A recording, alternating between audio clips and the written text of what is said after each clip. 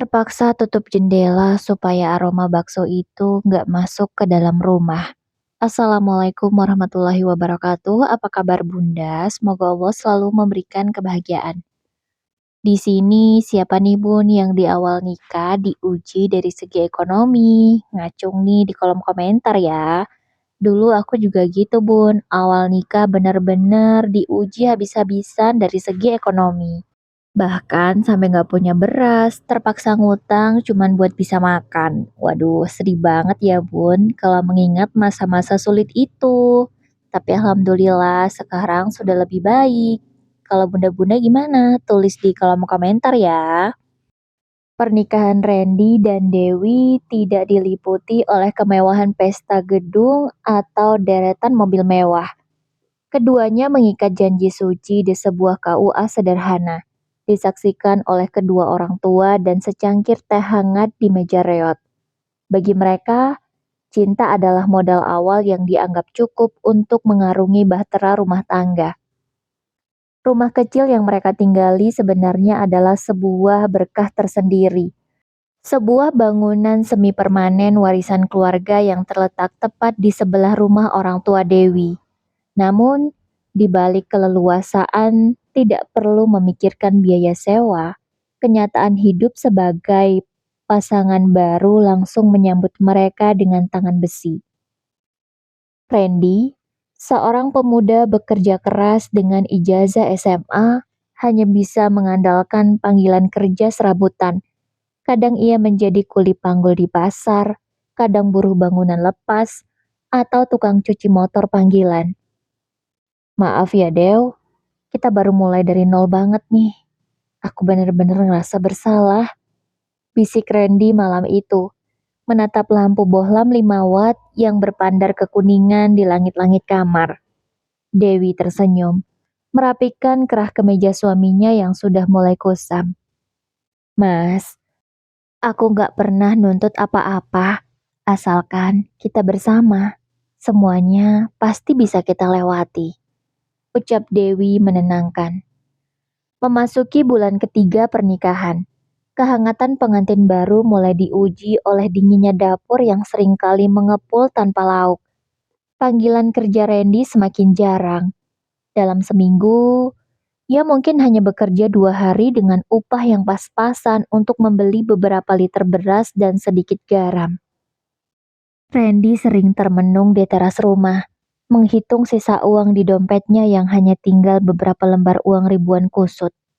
Harga-harga kebutuhan pokok di pasar merangkak naik, sementara perut mereka dipaksa harus berkompromi dengan situasi.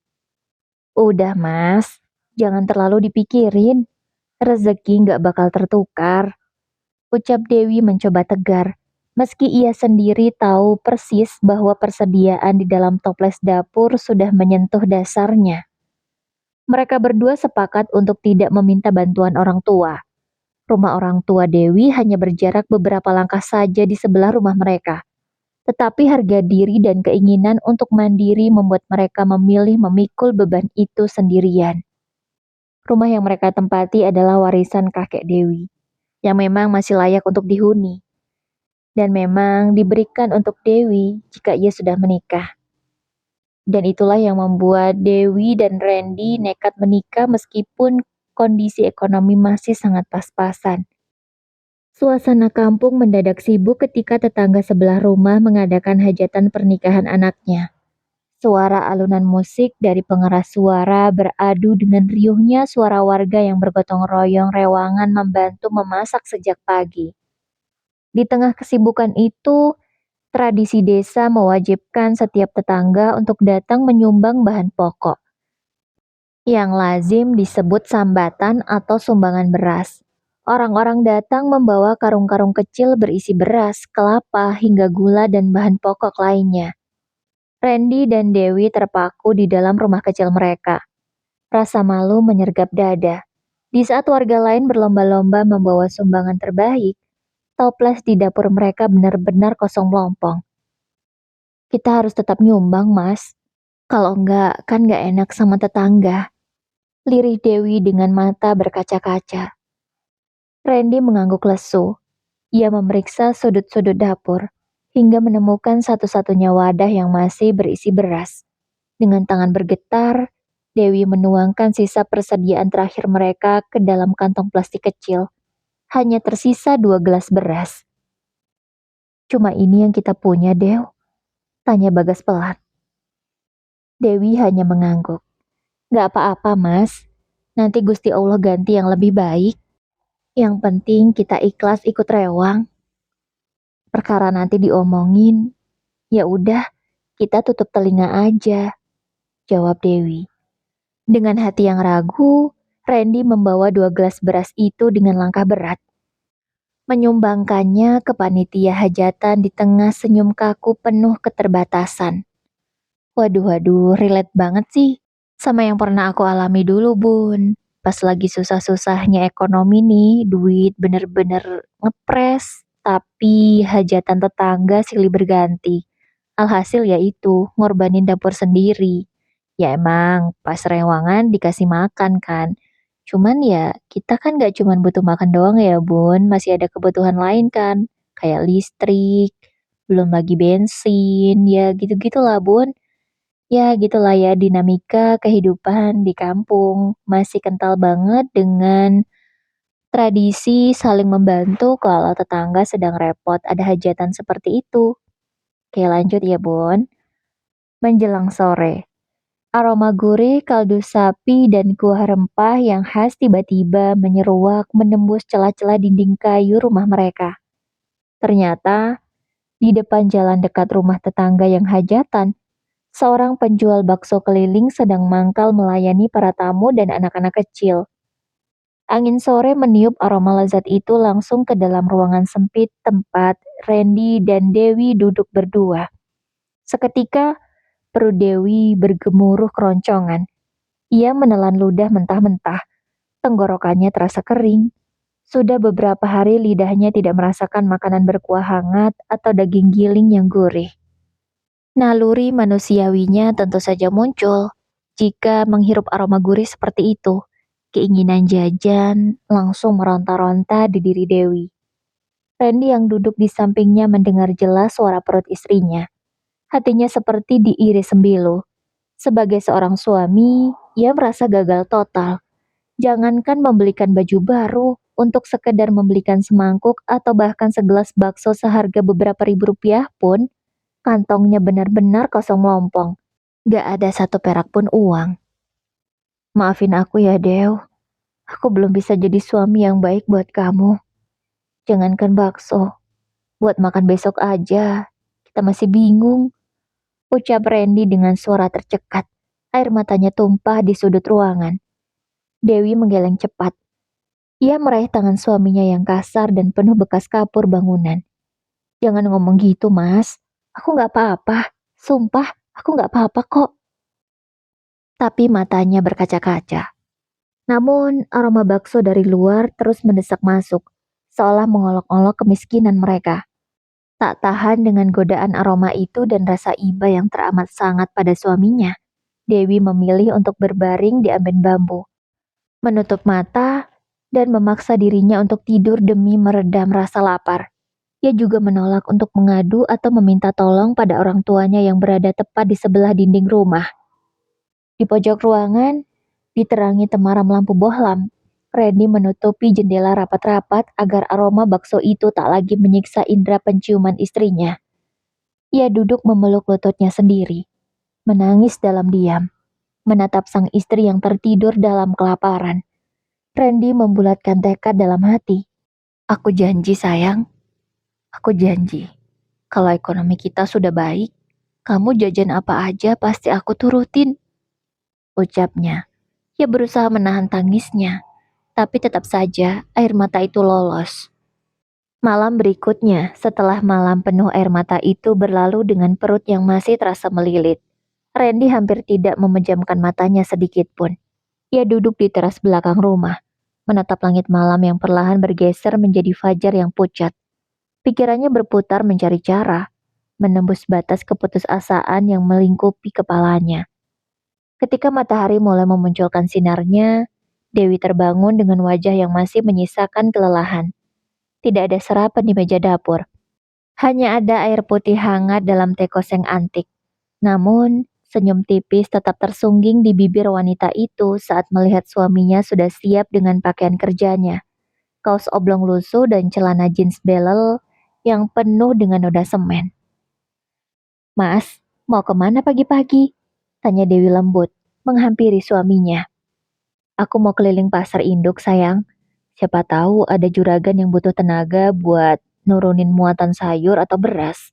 Doain ya, semoga aku dapat kerjaan hari ini," jawab Randy sambil mengecup kening istrinya singkat.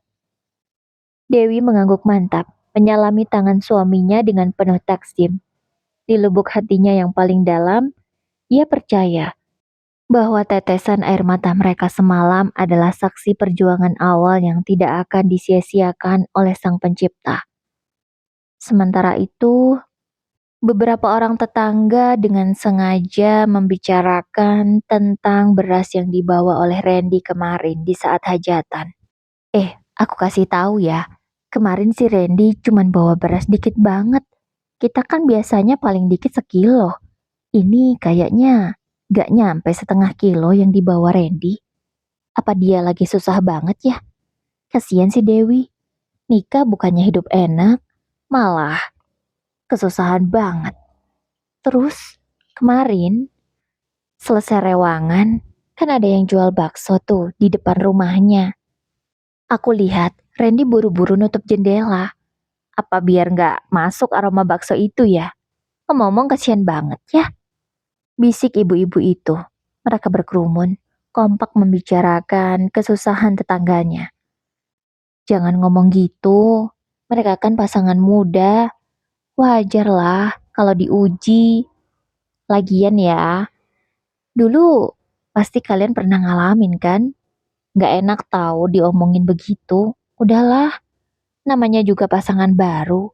Lagian tahu sendiri, Randy kerjanya serabutan. Kita doain aja ya yang terbaik buat mereka." Timpal salah satu seorang ibu yang bijaksana. "Iya, benar itu. Nggak boleh ngomongin orang. Udah yuk, ajak yang lain untuk pulang ke rumah masing-masing."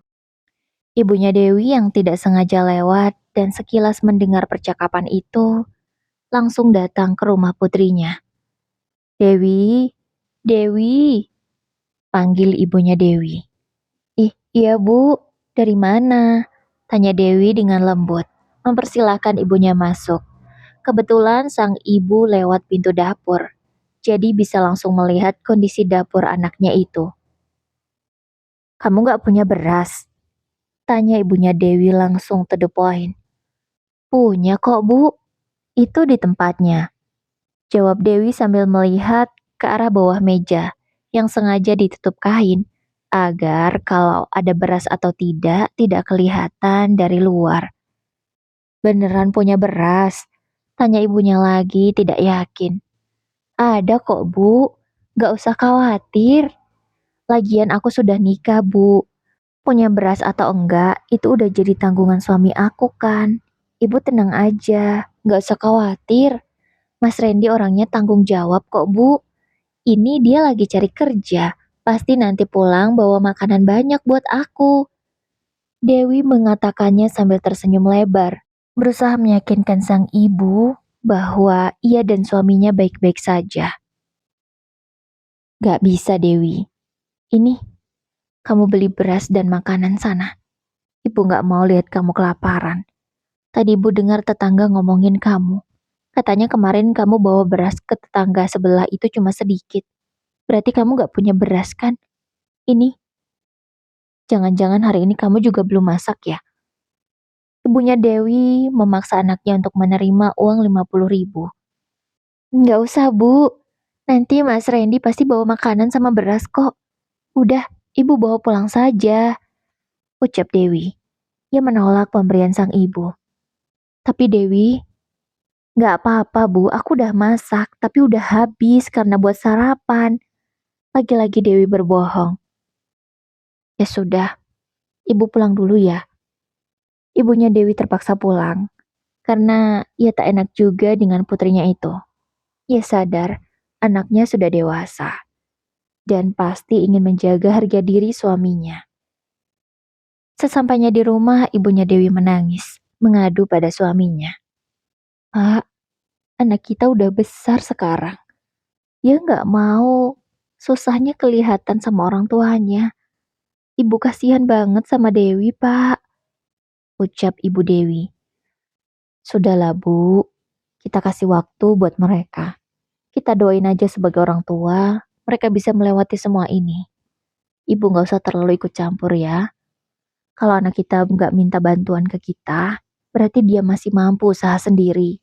Kita kasih waktu untuk mereka ya, Bu," ucap ayahnya Dewi bijaksana. "Bapak benar, kita kasih ruang untuk mereka ya, Pak. Pasti mereka malu juga kalau terus-terusan dibantu," kata ibunya Dewi mulai sadar. Hari itu, keberuntungan seolah berpihak pada langkah kaki Randy yang sudah mulai gontai. Di sudut pasar induk, ia bertemu dengan seorang kenalan lama, Pak Harto, seorang pemilik toko kelontong besar yang sedang kewalahan karena buruh angkutnya mendadak sakit. Tanpa pikir panjang, Randy langsung menawarkan diri. Tanpa memedulikan tenaga yang sudah terkuras sejak kemarin, ia mengangkat karung-karung beras dan gula seberat 50 kilogram dengan sigap. Keringat bercucuran deras membasahi punggungnya. Namun rasa lelah itu kalah oleh semangat untuk membawa pulang nafkah bagi istrinya. Menjelang sore, Pak Harto memberikan upah harian yang terhitung cukup besar untuk ukuran buruh lepas. Lembaran uang kertas berpindah tangan. Randy memegang uang itu erat-erat di dalam saku celananya. Seolah takut lembaran itu terbang ditiup angin. Sambil berlari kecil karena tak sabar, Randy mampir ke sebuah warung kelontong kecil di dekat pasar. Ia memborong beras, sedikit minyak goreng, telur, dan yang paling penting, ia membungkus 2 mangkuk bakso hangat kuah ekstra untuk dinikmati bersama istri tercinta di rumah. Ampun sedih banget ya bun, pengen nangis karena inget sama masa lalu sendiri. Ketika Randy membuka pintu rumah, aroma kuah bakso kembali memenuhi ruangan. Namun kali ini, situasinya berbalik 180 derajat. Bukan lagi aroma dari luar yang menyiksa, melainkan aroma dari bungkusan plastik yang dibawa oleh Randy dengan penuh rasa bangga. Dewi yang sedang menyapu lantai tertegun melihat suaminya datang dengan senyum lebar, sambil mengangkat bungkusan plastik berisi bakso hangat. "Alhamdulillah Dewi, hari ini rezeki kita lancar. Nih, cobain. Ini bakso yang kemarin sempat bikin kita nangis," kata Bagas penuh semangat. Matanya berbinar-binar menatap sang istri. Pertahanan Dewi Rini runtuh seketika. Air mata kebahagiaan kembali menetes. Bukan karena sedih atau lapar yang tak tertahankan. Ia sangat terharu melihat betapa besar usaha suaminya untuk membahagiakannya. Mereka duduk bersila di atas lantai semen rumah mereka, menikmati bakso yang sederhana dengan rasa syukur yang teramat dalam. Suap demi suapan terasa begitu nikmat, menghapus sisa-sisa kepedihan malam sebelumnya. Aroma itu tercium ke rumah orang tua Dewi. Ibunya Dewi diam-diam menguping dari balik dinding. "Ah, benar kata Dewi. Randy beneran usaha. Mereka makan enak malam ini," ucap sang ibu dalam hatinya. Ia bahkan tak bisa menahan air matanya. Ia segera kembali ke rumah memberitahu sang suami. "Apa bapak bilang kan bu? Randy itu pasti usaha buat Dewi. Ibu gak usah khawatir. Kita doain aja. Pasti mereka bahagia. Ini namanya ujian awal pernikahan, Bu.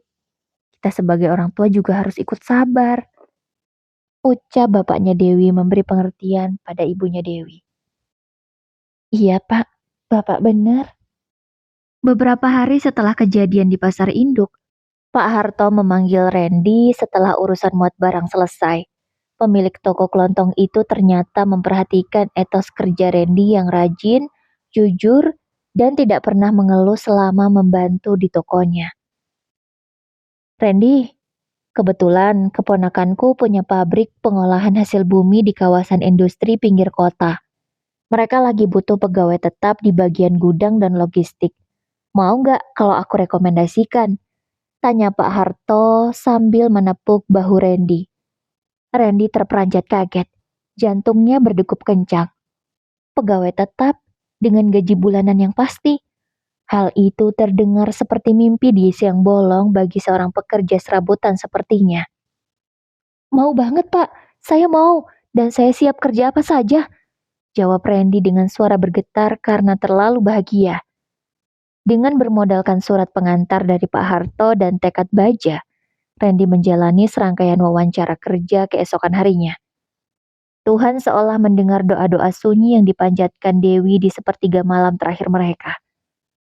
Pemberitahuan itu datang melalui sebuah panggilan telepon di ponsel jadul milik Randy. Ia diterima bekerja sebagai staf gudang tetap di pabrik tersebut, terhitung mulai awal bulan depan. Kabar itu langsung disampaikan Randy kepada Dewi dengan pelukan erat yang syarat akan rasa syukur. Tentu saja kabar itu langsung dibagikan Dewi kepada mertua dan orang tuanya sendiri. Mereka sama bersyukurnya dengan Dewi. Mereka ikut senang karena akhirnya Randy punya pekerjaan tetap. Hari pertama penggajian tiba setelah sebulan penuh Randy bekerja dengan penuh dedikasi. Untuk pertama kalinya dalam hidup pernikahan mereka, Randy membawa pulang amplop coklat berisi uang gaji utuh tanpa potongan. Setibanya di rumah, Randy menyerahkan seluruh amplop gaji itu ke tangan Dewi tanpa dikurangi sedikit pun. Ini Dewi, semua gajiku untuk kamu. Kelola dengan baik ya. Mulai sekarang kita nggak perlu bingung lagi mikirin besok mau makan apa. Ucap Randy tulus. Dewi menerima amplop itu dengan tangan gemetar. Ia menatap suaminya dengan rasa cinta yang semakin membuncah. Di bawah cahaya lampu rumah yang kini sudah diganti dengan bohlam yang lebih terang, mereka menyadari bahwa badai terberat dalam bahtera rumah tangga mereka telah berhasil dilewati bersama. Sejak Randy resmi diangkat menjadi pegawai tetap dengan gaji yang stabil setiap bulannya, ritme kehidupan rumah tangga mereka berubah total. Tidak ada lagi kecemasan setiap kali tanggal tua menjelang, atau ketakutan saat melihat isi toples beras yang menipis. Suatu sore, saat Dewi sedang sibuk membereskan meja dapur, Randy meletakkan sebuah dompet kecil di sampingnya. Di dalam dompet itu terdapat sisa uang belanja mingguan dan kartu ATM sederhana milik suaminya. Dewi, mulai sekarang kamu bebas mau beli apa saja yang kamu mau. Gak usah terlalu dihemat-hemat banget seperti dulu ya. Kalau mau jajan bakso, cilok, atau mau beli baju baru, langsung sana, ambil uangnya dan beli. Yang penting cukup dan sesuai kebutuhan, kata Randy sambil tersenyum hangat, merangkul pundak istrinya. Dewi tertegun menatap dompet itu, mengingat kembali masa-masa sulit di mana mereka hanya bisa menelan ludah mencium aroma bakso. Hatinya menghangat seketika. Makasih ya mas, tapi aku tetap bakal belanja seperlunya kok, biar tabungan kita makin tebal buat masa depan, jawab Dewi bijak. Perubahan ekonomi itu juga membawa kebiasaan-kebiasaan kecil yang menyenangkan. Sore hari yang biasanya diisi dengan kecemasan kini berubah menjadi waktu santai di teras depan. Ketika gerobak bakso langganan lewat di depan rumah, Dewi tidak lagi harus menelan ludah atau menutup jendela rapat-rapat. Kini ia bisa memanggil abang penjual bakso kapanpun dia menginginkannya. Bang, beli 2 ya. Kuahnya yang banyak, pedesnya yang sedang ya. Seru Dewi dengan nada riang dari teras. Randy yang duduk di sampingnya sambil membaca koran kecil tersenyum lebar melihat keceriaan sang istri. Ia senang bisa melihat Dewi bisa menikmati hal-hal sederhana yang dulu sempat menjadi kemewahan luar biasa bagi mereka. 2 mangkuk bakso panas kini tersaji lengkap dengan tetelan dan tahu goreng. Jauh berbeda dengan malam kelam setahun yang lalu, saat mereka hanya bisa menyumbangkan 2 gelas beras terakhir ke tetangga. Hal itu dilihat oleh orang tua Dewi sendiri. Pak, Bu, sini, aku pesenin bakso sekalian ya, tawar Dewi. Gak usah Dewi, tolak sang ibu. Gak apa-apa Bu, cepatlah Bu. Mang, 2 lagi ya, kata Dewi. Akhirnya mereka makan bakso bersama sambil tertawa dan bercerita.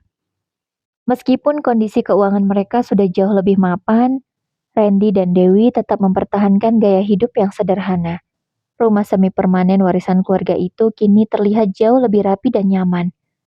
Dinding kayunya sudah dicat ulang dengan warna hijau muda yang cerah, dan lantai semainya kini telah dilapisi keramik putih bersih hasil jeripayah Randy selama beberapa bulan menabung. Hubungan mereka dengan keluarga di sebelah rumah juga semakin erat. Kini giliran mereka yang sering mengirimkan makanan atau sembako ke rumah orang tua Dewi sebagai bentuk bakti dan rasa syukur atas rezeki yang diberikan Sang Pencipta.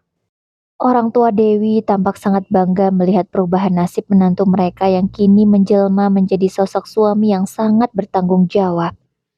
Memasuki usia pernikahan yang tepat menginjak 1 tahun, sebuah keajaiban kecil datang menyapa rumah tangga mereka. Beberapa pagi berturut-turut, Dewi sering merasa mual hebat saat mencium aroma kopi hitam yang diseduh oleh Randy, serta tubuhnya yang terasa lemas tidak bertenaga. Dengan hati-hati, Dewi membeli alat uji kehamilan sederhana di apotek dekat pabrik tempat suaminya bekerja. Sembari berdebar-debar, ia menunggu hasilnya di kamar mandi kecil mereka. Ketika 2 garis merah tegas muncul pada alat tersebut, air mata kebahagiaan seketika tumpah dari mata Dewi. Ia terduduk lemas di lantai, merutuki rasa syukur yang teramat dalam. Saat Randy pulang kerja petang itu, Dewi menyambutnya di depan pintu dengan senyum yang paling indah yang pernah Randy lihat. Ia menyodorkan kotak kecil berisi alat uji kehamilan itu ke tangan suaminya. Randy membaca hasilnya. Matanya membelalak tak percaya. Lalu ia memeluk tubuh istrinya erat-erat sambil berteriak penuh syukur. Alhamdulillah ya Allah, kita mau punya anak Dewi. Ucap Randy sangat senang. Kebahagiaan Randy dan Dewi kini terasa begitu sempurna. Badai ekonomi yang sempat menghantam keras di awal pernikahan mereka telah menjelma menjadi fondasi kokoh yang mengikat cinta keduanya semakin erat. Di malam hari, sambil mengusap perut Dewi yang mulai membuncah perlahan, Randy sering berbisik lembut, menceritakan impian-impian masa depan untuk sang buah hati. Dewi menyandarkan kepalanya di dada bidang suaminya, merasa menjadi wanita yang paling beruntung di dunia. Rumah kecil di sebelah rumah orang tua itu kini bukan lagi tempat peristirahatan yang penuh air mata dan kelaparan, melainkan istana kecil yang penuh dengan tawa, kehangatan, dan cinta sejati yang terlalu tulus diuji oleh kerasnya roda kehidupan. Mereka sudah berhasil melewati ujian pertama pernikahan, dan tentu saja masih akan ada ujian-ujian berikutnya. Semoga keduanya sanggup melewati semua itu ya. Dan kita yang mendengar cerita ini yang sedang bernostalgia, mudah-mudahan rasa syukurnya semakin diperbanyak ya Bun. Kalau ingat masa lalu dan lihat masa sekarang, dulu mau makan enak aja mikir ratusan kali. Tapi sekarang alhamdulillah mau makan apa aja tinggal beli. Ya begitulah kehidupan ya Bun. Kadang kita di atas, kadang di bawah. Kalau lagi di atas jangan sombong. Dan kalau lagi di bawah, jangan merasa kecil hati atau malah menyalahkan Tuhan. Tetap berusaha, banyakin bersyukur, dan sedekah. Baiklah Bunda, semoga kisah Dewi dan Randy bisa menginspirasi ya. Atau mungkin ada yang sedang mengalami, tetap semangat ya. Karena ujian itu pasti akan berlalu. Baiklah Bunda, semoga bahagia selalu. Wassalamualaikum warahmatullahi wabarakatuh. Bye-bye Bunda.